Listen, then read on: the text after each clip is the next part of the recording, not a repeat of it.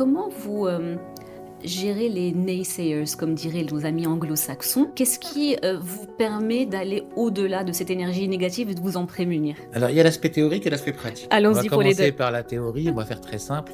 Ceux qui ont fait du marketing savent qu'on a toujours les 18% ou les 20% qui vous suivent, les 60% qui suivent la tendance et les 20% qui bloquent quand on lance une nouvelle tendance ou un nouveau produit. Donc en théorie, on sait sur qui s'appuyer pour faire avancer un projet, faire avancer une ambition, faire avancer un programme.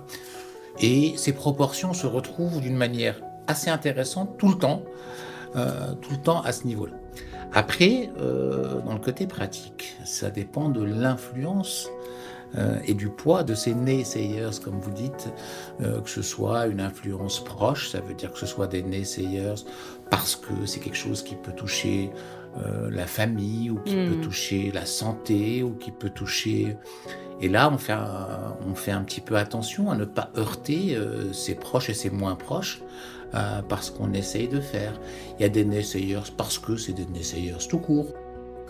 Ils sont là, ils vous disent شوف لبس قدك يواتيك سير حويطة حويطة أنا ماشي السويد et on ne devrait pas faire ça, on n'est que le Maroc, Mmh. etc.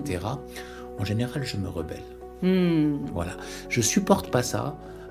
Je considère qu'on est une civilisation extrêmement profonde qui a réalisé tout au long de son histoire et qui continue de réaliser des prouesses si tant est qu'elle se donne l'ambition de le faire Mmh. et que chaque personne, d'une manière générale, et encore plus ceux qui sont autour de nous, donc ça veut dire nos concitoyens, sont capables de tout réaliser.